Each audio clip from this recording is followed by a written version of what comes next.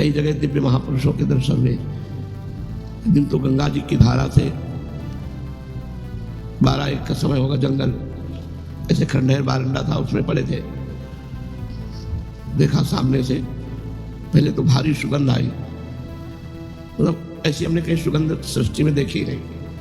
फिर देखा गंगा की धारा से प्रकट हो रहे और हमारी तरफ आ, हम जैसे जैसे वो आते जा रहे वैसे वैसे जड़ होते जा रहे हैं। हमारा शरीर हिल नहीं सकता, बिल्कुल जड़ता भाव होता। ज्ञान पूरा है, चेतना पूरी है, हिल नहीं सकते। आए, हमारा सर अपनी गोद में लिया, ऐसे सहलाते हुए एक मंत्र बोले, वो अभी जपते हैं थोड़े समय, वो अभी जपते, क्योंकि महापुरुष का दिया हुआ, किसी लाभ से नहीं, पर भगवान ही तो उस महापुरुष के रूप में आए और उन्होंने दिया। बस केवल सर में ऐसे हाथ फैलाते रहे।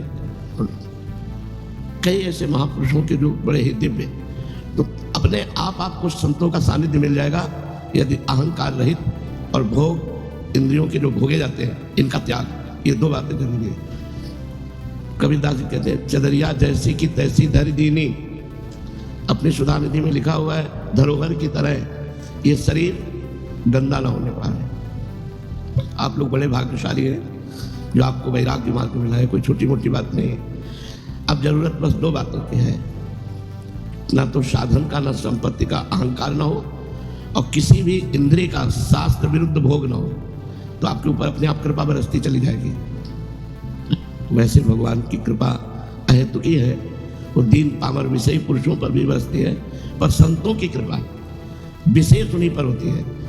इसलिए एक जगह और भागवत में लिखा हुआ है कि जो धन संपत्ति रहित दरिद्र है, उस पर महापुरुषों की विशेष कृपा होती है।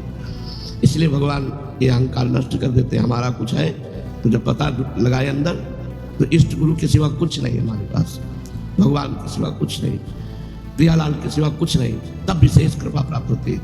महत्संगस्त दुर्लभो अगम्यो अमोघश्च, निश्चित भगवत प्राप्ति हो जाएगी। दर्शन मात्र से, श्रवण मात्र से, स्पर्श मात्र से, संकल्प मात्र से कई तरह से महापुरुष भगवत प्राप्ति कराते हैं। दर्शन मात्र, एक बार दर्शन जैसे भगवान का हुआ, मायामल का नाश हो गया। एक बार आत्म साक्षात्कार का जो भाव लिए हुए महापुरुष है, एक बार उनका दर्शन हुआ तो हमारे मायामल का नाश। अब धीरे धीरे हमारी उन्नति आध्यात्मिक शुरू हो जाएगी। तो 2 बातें यदि हम ध्यान रखें कि अपनी इंद्रियों को गलत भोगों में न जाने दें और किसी साधन का अहंकार न करें, तो बहुत जल्दी हम पर अव्यक्त महापुरुषों की कृपा होती है। भगवान का साक्षात्कार होने के पहले भगवत प्राप्त महापुरुषों का दर्शन होता है।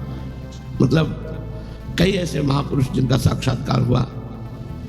35-40 वर्ष पहले गुरु नानक साहब का गंगा के किनारे हुआ, श्री चंद्र जी का दर्शन हुआ, निम्बारकाचार्य भगवान का दर्शन हुआ।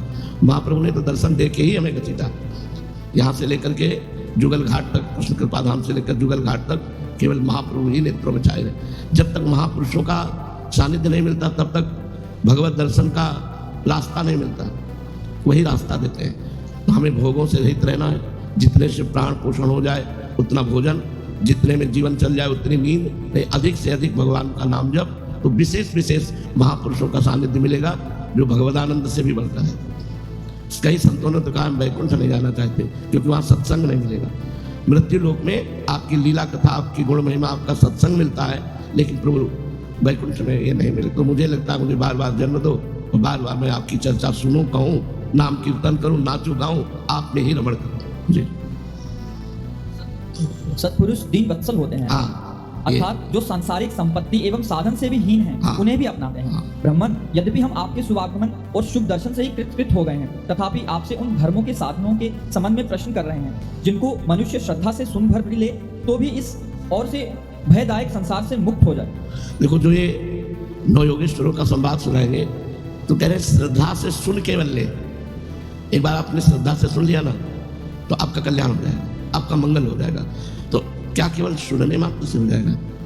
श्रद्धा से सुनने। श्रद्धा का मतलब होता है जो सुना वैसे उतार लिया, इसलिए श्रद्धा शब्द है, केवल सुनना नहीं है। जो सुना उसे अपने जीवन में उतार लिया, तो बोले एक बार सुनने मात्र से भगवत प्राप्ति हो जाएगी। जी, पहले जन्म में मैंने मुक्ति देने वाले भगवान की आराधना तो की थी, परंतु इसलिए नहीं कि मुझे मुक्ति मिले। मेरी आराधना का उद्देश्य था कि वे मुझे पुत्र रूप से प्राप्त हों। अब देखो, वसुदेव जी महाराज को भगवान श्री कृष्ण पुत्र रूप में प्राप्त है। भगवान श्री कृष्ण मोक्षाधिपति है। इतनी मुक्ति तो सबको चाहिए, ना अपने शरीर से राग, न किसी अन्य शरीरों से राग, न किसी भोग की इच्छा, न किसी मान प्रतिष्ठा की इच्छा। अगर द्वंद्वों से मुक्ति नहीं मिली, देखो जो ज्ञानी की स्थिति वर्णन की गई है वही प्रेमी की स्थिति वर्णन की गई है। जहां हम ज्ञानी महापुरुष की स्थिति का तो बोले मानापमाना तुल्यो, तुल्य निंदात्म संस्तुति, मान अपमान में समान, निंदा स्तुति में समान। तो सेवक जी महाराज कह रहे शत्रु मित्र समझान, मान मान अपमान सम, दुख सुख लाभ न हानि, यह कृपा हरिवंश की। ये मुक्ति, हम समस्त द्वंद्वों से मुक्त होंगे तभी प्रेम प्राप्त कर सकते हैं। द्वंद्वों में पिसता हुआ व्यक्ति प्रेम का अनुभव नहीं कर सकता। तो द्वंद्वैर विमुक्ता सुख दुख संगई गच्छन्त मूढ़ा पदम अव्ययम तत्, वो अव्यय पद का अधिकारी होता है, वो ज्ञानी विवेकी पुरुष जो मूढ़ता रहता है। जी, मेरी आराधना का उद्देश्य था कि वे मुझे पुत्र रूप में प्राप्त हों। उस समय मैं भगवान की लीला से मुक्त हो रहा था। सुब्रत, अब आप मुझे ऐसा उपदेश दीजिए जिससे मैं इस जन्म मृत्यु रूप भयावह संसार से, जिसमें दुख भी सुख का विचित्र और मोहक रूप धारण करके सामने आते हैं, अनायास ही पार हो जाऊं। श्री सुखदेव, देखो कितनी सुंदर बात है। संसार का प्रत्येक सुख जिसे तुम समझते हो वो दुख है। टोटल दुखालयम अशाश्वतम। किसी भी इंद्रिय का संयोग जो तुम्हें सुख लग रहा है तुम समझते नहीं, ये भगवान की माया के प्रभाव से लग रहा है। वस्तुतः देखो वसुदेव जी कह रहे हैं वो दुख रूप है और भगवान भी कह रहे हैं दुखालयम। तो हमें चाहिए जब हमारी इंद्रियां गलत चेष्टा, गलत मार्ग, गलत भोगों की इच्छा करें, उसी समय उनका दमन करें। इंद्रियों का दमन कैसे किया जाता है? नाम जब चल रहा है बार बार वो हमारे अंदर इच्छा प्रकट हो रही, उस इच्छा को बार बार हटाना। नाम जब चल रहा है, माना ही नहीं अंत तक उस इच्छा को, तो वो इच्छा नष्ट हो जाएगी। वो 10 बार 100 बार मन पेश करेगा, हमें मानना ही नहीं। एक बार की बात कैकेयी जी ने हटा दी। मंत्रा से कहा अगर दोबारा बोली तो तुम्हारी जबान काट लूंगी। जैसे दोनों आंखें व्यक्ति को प्रिय होती है, ऐसे मुझे भरत और राम प्रिय है। लेकिन जब दोबारा बोले तो कैकेयी जी काट नहीं पाई और उस बात को स्वीकार कर लिया। ये मन मंथरा की तरह सलाह देता रहेगा, आपको प्रपंच में फंसाता रहेगा। आपको काटना होगा भजन बल से। अगर आपका भजन नहीं चल रहा तो जो चल रहा है उसी का मनन हो रहा है, वो सब गंदा हो रहा है। आपको भगवदानंद का अनुभव नहीं हो रहा, उसका कारण है मन का विषयों का स्फुरण। जब तक ये बंद नहीं होगा, स्फुरण भी नहीं होता। ऐसा नहीं होता कि मन भूत भविष्य का चिंतन कर रहा है या भोगों का स्फुरण, कुछ नहीं, शांत जो चला रहे हो वही चल रहा है। पर ये आज थोड़ी चलेगा। अभ्यास योग युक्तेन चेतसा नान्यगामिना। जब हम बहुत अभ्यास करेंगे तब हमारे अंदर ये स्थिति आएगी कि शांत एकदम मन, बोलने का इच्छा नहीं, खाने की इच्छा नहीं, सोने की इच्छा नहीं, मिलने की इच्छा का नाश ही मोक्ष है। इच्छा ही बंधन है। सकल कामनाहीन जे राम भगति रसलीन, जाहि न चाही कबो कछु। चाहना ही, इच्छा ही, यही बंधन है, यही भगवत विमुक्ता है। उत्तम बात है इच्छाओं का भगवान के चरणों में समर्पण कर देना।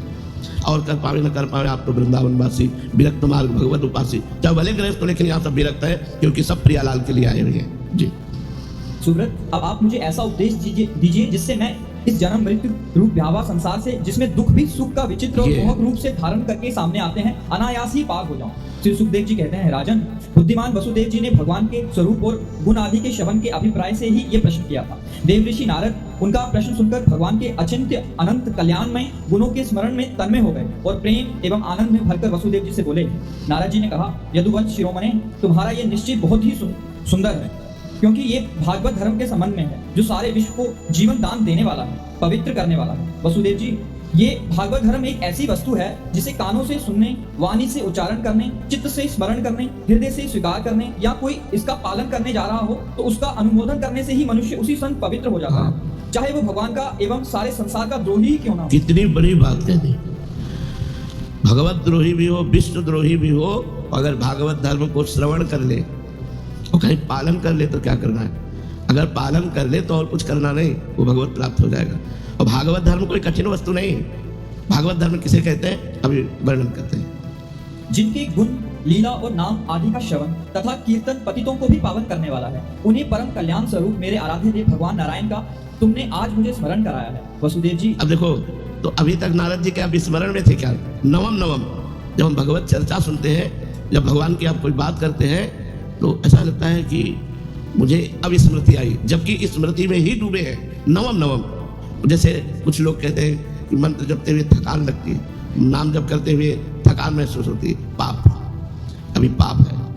लेकिन तुमसे सही कहते हैं, जलन महसूस होती है कि अभी वो भजन नहीं हो रहा, हाय हाय मचता है कि फिर रात आ गई, फिर दिन आ गया, अभी वो भजन नहीं हो रहा जो होना चाहिए। रात दिन भजन करने पर भी भजन की भूख ऐसी बढ़ रही कि लगता है सब बेकार, अभी वो भजन नहीं हो रहा, अभी वो बात नहीं हो रही। जब वो बात आती है तो वो सामने होते हैं, सामने होते हैं तो उनका भी ऐसा रूप होता है कि अभी देखा ही नहीं, अभी देखा ही नहीं। मनो कबहू मिले ना, तो प्रेम में प्रेमी को कभी अन्य चिंतन करने का अवकाश ही नहीं मिलता, क्योंकि वो अपने ही विषय से इतना अतृप्त रहता है, इतनी भूख रहती, उसे अन्य विषय का कोई चिंतन करने का कहीं कोई भी गुंजाइश नहीं रहती। ये भागवत धर्म कोई असाधारण बात नहीं है, बिल्कुल साधारण बात है। अभी बताएंगे भागवत धर्म को स्वभाव से, संस्कार से, अनेक जन्मों की आदतों से, आपके मन से, तन से, वाणी से जो कुछ भी हो रहा है वो परम पुरुष भगवान को समर्पित कर दो। इसे भागवत धर्म कहते हैं। कुछ नहीं बताया कि ये करो, जो कुछ हो रहा है वो सब भगवान, यत् करोषि, गीता जी में भगवान ने कहा यत् करोषि, जो कुछ कर रहे हो वो भगवद अर्पणमस्तु, राधा वल्लभ अर्पणमस्तु, कृष्णार्पणमस्तु। अरे बड़ा लाभ है इसमें क्या निश्चित भगवत प्राप्ति, जो भी किया, घर गृहस्थी, परिवार, व्यापार, नौकरी, सब भगवद अर्पणमस्तु। वसुदेव जी, तुमने मुझसे जो प्रश्न किया है इसके संबंध में संत पुरुष एक प्राचीन इतिहास कहा करते हैं। वह इतिहास है ऋषभदेव जी के पुत्र 9 योगेश्वरों का और महात्मा विदेह का शुभ संवाद। तुम जानते ही हो कि स्वांभु मनु के एक प्रसिद्ध पुत्र थे प्रियव्रत। प्रियव्रत के आग्निद्र के नाभि के पुत्र हुए हैं ऋषभदेव जी। शास्त्रों ने उन्हें भगवान वासुदेव का अंश ही कहा है। मोक्ष धर्म का उपदेश करने के लिए उन्होंने अवतार ग्रहण किया था। उनके 100 पुत्र थे और सबके सब वेदों के पारदर्शी विद्वान थे। उनमें सबसे बड़े थे राजऋषि भरत। वे भगवान नारायण के परम प्रेमी भक्त थे। उन्हीं के नाम से ये भूमिखंड जो पहले अश्नाभ वर्ष कहलाता था, भारतवर्ष कहलाया। ये भारतवर्ष भी एक अलौकिक स्थान है। अलौकिक स्थान, महाभारत में हमने पढ़ा कि इसमें जन्म होना बहुत सुकृतवानों का काम। गंगा यमुना के मध्यवर्ती देश, भारत में भी गंगा यमुना के मध्यवर्ती क्षेत्र में वास करना या जन्म लेना ये बहुत सुकृतवानों का। भारत में ये धर्म प्रधान देश है, यहाँ भगवत प्राप्ति का मार्ग है, अन्यत्र नहीं। अन्यत्र तो भोग विलासिता और नर्क स्वर्ग बस इतनी चर्चा है, भगवत प्राप्ति या मोक्ष आदि की चर्चा नहीं। ऋषि भरत ने सारी पृथ्वी का राज्य भोग किया, परंतु अंत में इसे छोड़कर वन में चले गए। वहां उन्होंने तपस्या के द्वारा भगवान की उपासना की और 3 जन्मों में भगवान को प्राप्त हुआ। भगवान ऋषभदेव जी के शेष 99 पुत्रों में 9 पुत्र तो इस भारतवर्ष के सब और स्थित 9 द्वीपों के अधिपति हुए और 81 पुत्र कर्म कांड के रचयिता ब्राह्मण हो गए। शेष 9 सन्यासी हो गए। वे बड़े ही भाग्यवान थे। उन्होंने आत्मविद्या संपादन में बड़ा ही परिश्रम किया था। अब देखो यहाँ ध्यान देना है, परिश्रम शब्द है। भगवान की कृपा से साधन में तन्मयता होती है। बिना साधन के कृपा का अनुभव आज तक किसी को नहीं हुआ। साधन का अहंकार होने पर कृपा का अनुभव किसी को नहीं होगा। साधन और कृपा, साधन में इतना परिश्रम होना चाहिए, मतलब जैसे एक व्यापारी अपने व्यापार को बढ़ाने के लिए हर समय सोचता रहता है, ऐसे एक भजनानंदी साधक अपने भजन को, अपनी साधना को, अपनी जितेंद्रियता को वो हर समय बढ़ाता रहता है। किस तरह से हमारा भजन बढ़े, बस रात्रि में सोने के लिए नहीं लेटते। जो भजनानंदी संत होते हैं कि अब भाई हम शयन कर रहे हैं, नहीं, मंत्राकार वृत्ति, और कब सो गए और कब चेतना उठी। जब चेतना तो मंत्र में बैठ गए। आज भी टार्च सिला नहीं रखते, घड़ी में देखा 1 बज गए। हम जितना अभ्यास बना लेते, जैसे हमारा पूर्व का अभ्यास है, तो वो अभ्यास अब भी शरीर महान कष्ट में होने पर भी वो अभ्यास मुझे चैन नहीं लेने देता। मुझे चैन नहीं लेने देता कि हम परे हैं। परिश्रम, देखो क्या शब्द लिखा है, उन्होंने आत्मविद्या प्राप्त करने के लिए बड़ा परिश्रम किया। भगवान परिश्रम देख के जीते, ध्यान रखना। प्रमाद देख के, आलसी देख करके, सेवा चोर नहीं, ये काम चोर जिसे कहते कि भैया यशोदा लाला को देखा कि बड़ी उद्दंडता कर रहा है, माखन खाए तो बात अलग, पूरे आंगन में फैला रहा है, और हमने डांटा तो डर भी गया है, और डरने से कहीं भाग न जाए, तो उखल में बांधने के लिए पहले पकड़ना जरूरी है। तो दौड़ी, वहाँ बहुत महिमा की बात वर्णन करते हैं। भगवान दौड़ रहे, छोटी बाल गोपाल, भैया यशोदा भारी स्थूल नितंब और शरीर भारी, नंदरानी है, पसीना पसीना हो गया, चोटी के फूल गिर रहे, लेकिन लालन हाथ में नहीं आ रहे। धीरे से ऐसे देखा लालजू ने, मैया श्रमित हो गई। ध्यान देना, लालन पकड़ में आ गए, लालजू पकड़ में आ गए। कब पकड़ में आते हैं लालजू? जब वो देख लेते हैं कि अब ये श्रमित हो गए। मतलब बहुत कठोर भजन। मुखराय में पूज्य माधव बाबा अभी विराजमान है, लकीर के फकीर, शास्त्र सिद्धांत के अनुसार बीमार हुए, इनको भेजा जो कुछ सेवा मुखराय के ब्रजवासी जो कर देंगे कर दे। कठोर नियमों का पालन करते हुए अपने भजन की सुरक्षा, भजन की वृद्धि और भगवत प्राप्ति के लिए। और ये आज से नहीं, 20 वर्ष से देख रहे हैं बाबा का एक ही नियम। मुखराय से जो रोटी आ गई, मुखराय से जो दवा व्यवस्था हो गई, प्रणाम करो आप, तुमको बुरा लगेगा। मान, कीर्ति, ये सब जहर है जो लिखा है, महापुरुषों ने वैसा प्रयोग करके दिखाया है। हमारे को एक अवसर में दिया है भगवान ने, सच्ची मानिए, पर माया भजन नहीं करने देती, प्रपंच में लगा करके उस समय को नष्ट करती है। उसका काम है ऐसी बात डाल देना आपकी खोपड़ी खराब हो जाए, ऐसा कोई क्रिया बन जाना जिससे आप पश्चाताप में चले, वो यही करती है। भजन कब होता है? आनंद की गुंगन आ रही, मंत्र चल रहा, नाम चल रहा है, आंसू बह रहे, भगवान की झांकी आ रही, एकांत में लोट पोट हो, ये कब? बोले अध्यात्म विद्या में बड़ा परिश्रम किया, बड़ा परिश्रम। 2-3 घंटे रात्रि में सो लिया, 1 घंटे दिन में सो लिया, थोड़ा थोड़ा राधा वल्लभ चीज राधा वल्लभ। अभी आप देखो चमत्कार ना होने लगे तो बताना, अंदर ही अंदर आपके ज्ञान विज्ञान भक्ति सब कुछ बढ़ने लगेगा। अब जब भजन नहीं है, देखो शरीर सेवा से शरीर पवित्र होता है, हमारी बात को अन्यथा मत ले जाना कि तो शरीर सेवा, जो हमारी शरीर शुद्धि है वो सेवा से होती है, लेकिन मन शुद्धि सुमिरन से होती है। शरीर पवित्र है और मन पवित्र है तो गंदे विचार फेंकता रहेगा अंदर। मन को पवित्र करने के लिए सुमिरन अत्यंत आवश्यक है। यदि सुमिरन नहीं तो मतलब फिर बात बनी नहीं। जैसे कोई भी पंछी आकाश में उड़ेगा तो 2 पंखों से उड़ेगा, ऐसे सेवा और सुमिरन ये हमारे पंख हैं जिनके द्वारा हम भगवत प्राप्ति करते हैं। केवल सुमिरन में बैठे रहे तो शरीर निर्वाह नहीं होगा। बड़े बड़े सिद्धों को भी हमने देखा है हाथ पैर हिलाते हुए। तो हम शरीर से सेवा और मन से निरंतर भजन और भोगों का संपूर्ण त्याग, यही परिश्रम है। बोले बड़े परिश्रम से अध्यात्म विद्या प्राप्त की। तो जब तक हम आलसी, प्रमादी, भोगी, तो फिर भगवान के मार्ग के प्रति कैसे बनेंगे? हमको चाहिए बिल्कुल जान की बाजी लगा दें, जीवित मर जाए उलट आप में समाये, यह दिल की है। जिंदा मर जाना, जैसे मरे हुए पुरुष में इच्छा नहीं होती, ऐसे जीवित हमारे अंदर कोई इच्छा नहीं, एकमात्र भगवान के भजन की इच्छा। हम आपसे हृदय की बात कहते हैं कि भगवान के मिलन की चाह से भी बढ़कर बात है भगवान के निरंतर भजन की चाह।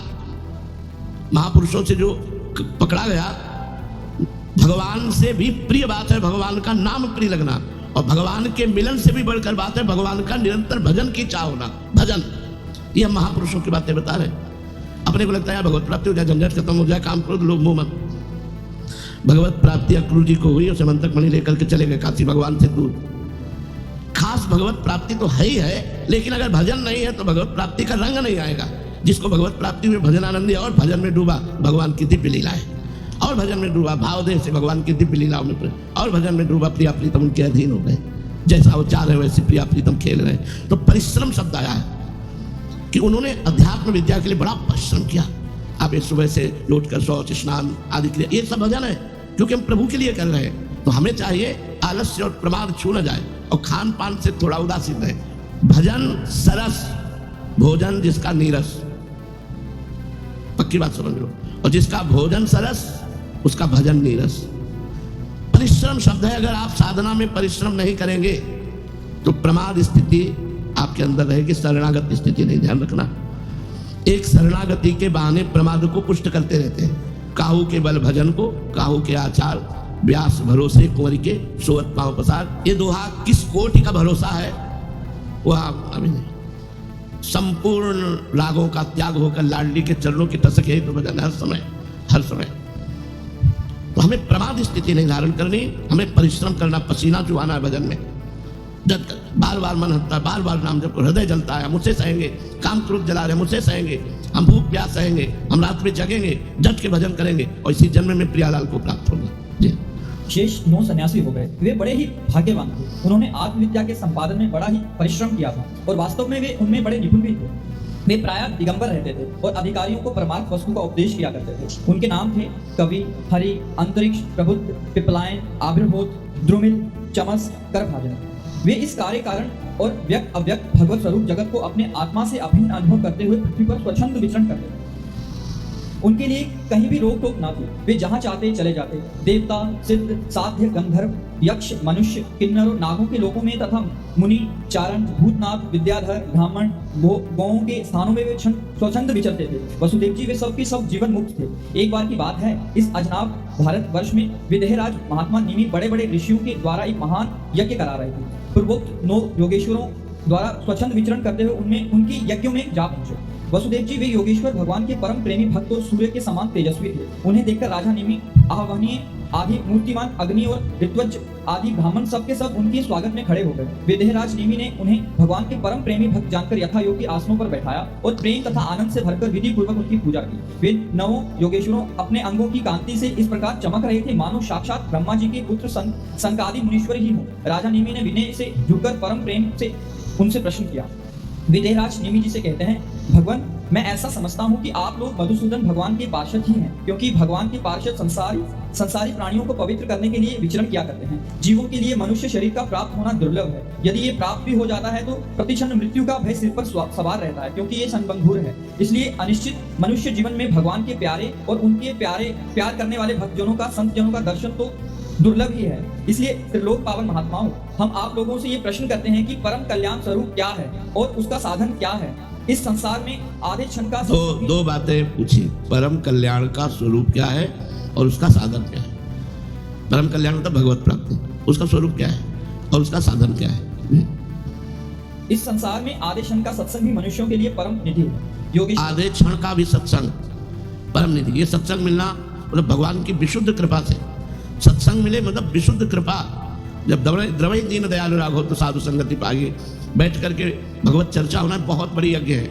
ये बहुत बड़ा कार्य है। इससे निश्चित मन की मन, आप लोग आए भी इसी से तो हो, सत्संग के प्रभाव से ही तो संसार का त्याग करके वृंदावनवासी भगवत उपासी बने हो। जी योगेश्वरों, यदि हम सुनने के अधिकारी हों तो आप कृपा करके भागवत धर्म का उपदेश कीजिए, क्योंकि उनसे जन्म आदि विकार से रहित एक रस भगवान श्री कृष्ण प्रसन्न होते हैं और उन धर्मों का पालन करने वाले शरणागत भक्तों को अपने आप तक का दान करते हैं। देवऋषि नारद जी ने कहा, वसुदेव जी, जब राजा निमि ने उन भगवत प्रेमी संतों से ये प्रश्न किया तब उन लोगों ने बड़े प्रेम से उनका और उनके प्रश्नों का सम्मान किया और सदस्य तथा ऋत्विज के साथ बैठे हुए राजा निमि से बोले। पहले उन 9 योगेश्वरों में से कवि जी ने कहा, राजन, भक्तजनों के हृदय से कभी दूर न होने वाले अच्युत भगवान के चरणों की नित्य निरंतर उपासना ही संसार में परम कल्याण, आत्मिक क्षेम है और सर्वथा भय शून्य है। हाँ, परम कल्याण क्या है? 9 योगेश्वरों में जो पहले योगेश्वर बोले, नित्य निरंतर, नित्य शब्दों का सारा खेल है। नित्य निरंतर भगवान श्री हरि के चरण कमलों की उपासना। कभी हम लीला गायन कर रहे हैं, कभी सेवा कर रहे हैं, कभी नाम जप कर रहे हैं, कभी नाम कीर्तन, नित्य निरंतर केवल उनकी भगवान श्री हरि। देखो, आस्वादनीय तो हरि ही है। आस्वादन केवल किशोरी जो करती है। आस्वादन केवल किशोरी जो करते हैं श्री कृष्ण का, दूसरे की सामर्थ्य नहीं। अगर कोई आस्वादन कर पाया तो किशोरी जी की कृपा से श्री कृष्ण का आस्वादन कर पाया। जैसे अपने ही आत्मानंद का रसास्वादन करने के लिए श्री कृष्ण ने राधा रूप धारण किया, अपने ही आत्मानंद का रसास्वादन करने के लिए। तो अब आपको समझ में आ रहा है। और हम कह रहे हैं किशोरी जी ही ऐसी कृपा करें तो श्री कृष्णानंद भगवदानंद की अनुभूति। श्री कृष्ण का रसास्वादन नहीं कर पाया कोई, आज तक अगाध रस समुद्र है, उनका रसास्वादन केवल किशोरी जी ही कर। और अगर कोई कर पाया तो किशोरी जी के कृपा भाव से ही कर पाया। ये पाद पद्म नख चंद्रमणि छटाया विस्फुरितम किमपि गोपवधू स्वदर्शी पूर्णानुराग रस सागर सारमूर्ति साराधिका मयि कदापि कृपां करोति। राधा दास्य मपास्या प्रेतते गोविंद संगासया सोयम पूर्ण सुधारुते परिचयम राखा विना कांक्षते। अगर राधा चरणों का दास्य नहीं है, श्री जी के चरणों की उपासना नहीं है, तो गोविंद का सम्यक रूप से रसास्वादन नहीं किया जा सकता। जैसे पूर्ण चंद्र का दर्शन पूर्णिमा के बिना नहीं हो सकता, ऐसे किशोरी जी के बिना परमात्मा तत्व का अनुभव नहीं हो सकता। जो हमारे परमात्मा रसघन मोहन मूर्ति, अरे आप इनको साधारण समझते हैं क्या? दृष्टि में चंपक लते हो चमत्कृतांगी, देखते ही चंपक लता की तरह चमत्कृत हो जाती है लाडली जो। ऐसे लालजू सुंदर है, ऐसे लालजू का रसास्वादन तो सिर्फ लाडली जू, जैसे आत्मानंद का रसास्वादन करने के लिए भगवान राधा रूप हुए, प्रभु ही तो राधा रूप हुए। प्रभु के हृदय का आह्लादी तो राधा है। तो हम लोगों को तो बहुत बढ़िया मार्ग मिल गया। अगर राधा दास से नहीं है तो मोहन का स्वादन नहीं, और राधा दास से जो है वो मोहना स्वादित स्वयं राधा दास का रसास्वादन पर ब्रह्म परमात्मा रसघन मोहन मूर्ति श्री लालजू महाराज करते हैं। तो श्री जी के चरणों का आश्रय लेकर निरंतर हरि की नित्य निरंतर उपासना, यही परम कल्याण का स्वरूप है। नौ योगेश्वरों ने बताया नित्य निरंतर भगवान श्री हरि के चरण कमलों की उपासना ही परम कल्याण है, ये श्रेय है।